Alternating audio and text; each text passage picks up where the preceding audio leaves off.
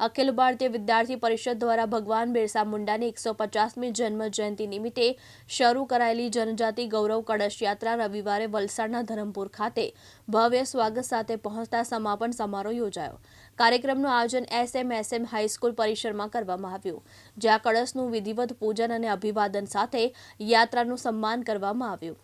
ઉપસ્થિત આગેવાન અને નાગરિકોએ બિરસા મુંડાના બલિદાન, સંઘર્ષ અને રાષ્ટ્રીય ચેતનાને યાદ કરતા શ્રદ્ધાંજલિ અર્પણ કરી હતી। સમારંભના ધરમપુર તથા આસપાસના વિસ્તારમાંથી નાગરિકો, વિદ્યાર્થીઓ અને એબીવીપીના કાર્યકરો વિશાળ સંખ્યામાં જોડાયા હતા। તાજેતરમાં આપમાંથી બીજેપીમાં જોડાયેલા મહેશભાઈ વાહદ પણ કેશ પહેરીને સમારંભમાં હાજર રહ્યા હતા, જેના કારણે લોકોને ખેંચાયેલું વિશેષ ધ્યાન જોવા મળ્યું। એબીવીપીના આગેવાનોએ ખૂબ સારું આયોજન કરીને ખૂબ મોટી સંખ્યામાં યુવાનો અહીંયા ઉપસ્થિત હતા અને ભગવાન બિરસા મુંડાજીનો સંદેશો દરેક વિદ્યાર્થી સુધી, દરેક લોકો સુધી પહોંચે એ પ્રકારની અહીંયા વાતો પણ થઈ છે।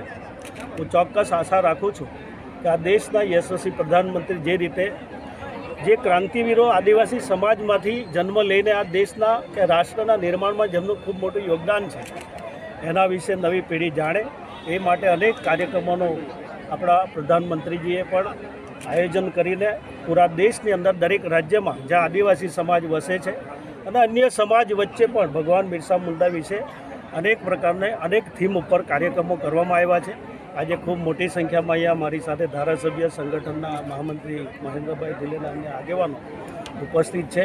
અમારા હેમલતાબેન પરમાર, એમની આખી ટીમ, બધા લોકોને અભિનંદન આપું છું અને આપના માધ્યમ દ્વારા આ સંદેશો જન અપેક્ષા ધન્યવાદ। અને તે મતદાર યાદીની વિશેષ સુધારણાનો પણ કાર્યક્રમ ચાલી રહ્યો છે, એ બૂથ પર પણ મારે જવાનું થયું છે।